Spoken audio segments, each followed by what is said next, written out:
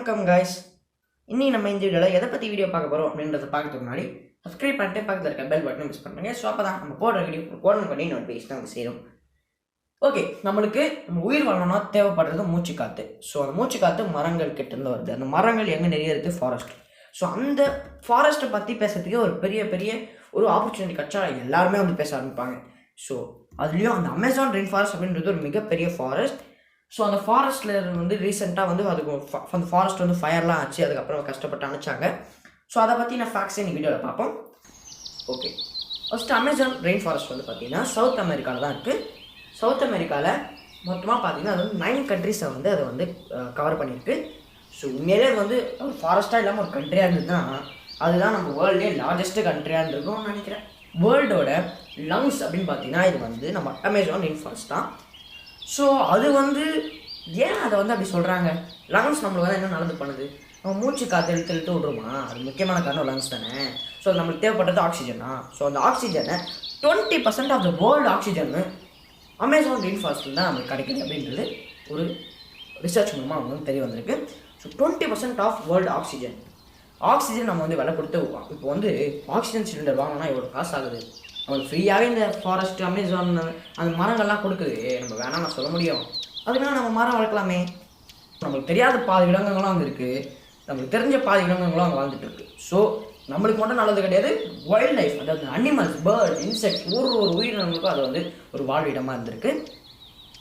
So மொத்தம் பார்த்தீங்கன்னா 40,000 plant species, அதாவது மொத்தமே 40,000 பிளான்ட் கிடையாது, ஸ்பீசிஸ் அப்படின்னு பார்த்தீங்கன்னா ஒரு டைப்.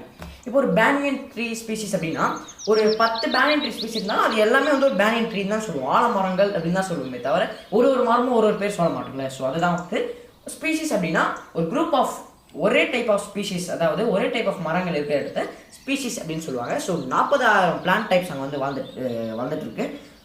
1300 பேர்ட் ஸ்பீஷஸ் இருக்குது, 3000 ஃபிஷ்கள், அதாவது 3000 மீன்கள் இருக்குது, 430 மேமல்ஸ்னால் வந்து பாலூட்டிகள். ஸோ அப்புறம் 2.5 மில்லியன் டிஃப்ரெண்ட் இன்செக்ட்ஸ் இருக்குது. ஸோ இப்போ உங்களுக்கு புரிஞ்சிருக்கோம் எத்தனை விலங்கினங்களுக்கு அது வந்து வாழ்விடமாக இருந்திருக்கு அப்படின்னு. அங்கே பார்த்தீங்கன்னா இது மட்டும் தான் வாழ்ந்துட்டு இருக்கா அப்படின்னு பார்த்தீங்கன்னா கிடையாது. ஸோ நிறைய டெட்லி அனிமல்ஸ், ஹியூமனை சாவடிக்கிற அனிமல்ஸ்லாம் கூட இருக்குது. For example electric eels, flesh eating piranhas, poison டாட் ஃப்ராக்ஸ், ஜாகுவார்ஸ் அண்ட் அப்புறம் பார்த்தீங்கன்னா நிறைய ஸ்னேக்ஸ் வந்து அங்கே இருக்குது.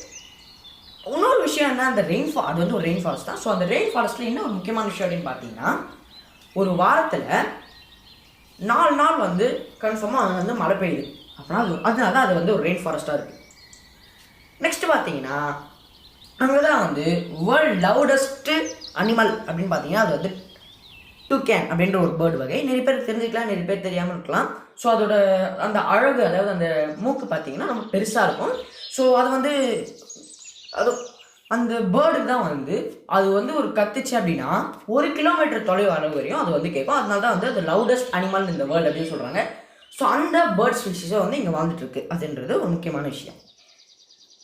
அது இன்னொரு விஷயம் என்னன்னு பார்த்தீங்கன்னா அந்த அமேசான் ரெயின் ஃபாரஸ்ட் தான் வந்து world largest water fall, Angel Falls, அது வந்து அங்கே தான் இருக்குது. அது பார்த்தீங்கன்னா 979 மீட்டர்ஸ் டால். ஸோ 1 கிலோமீட்டர் கிட்டத்தட்ட அவ்வளோ நீட்டான ஒரு வாட்டர் ஃபால்ஸ் வந்து அங்கே இருக்குது.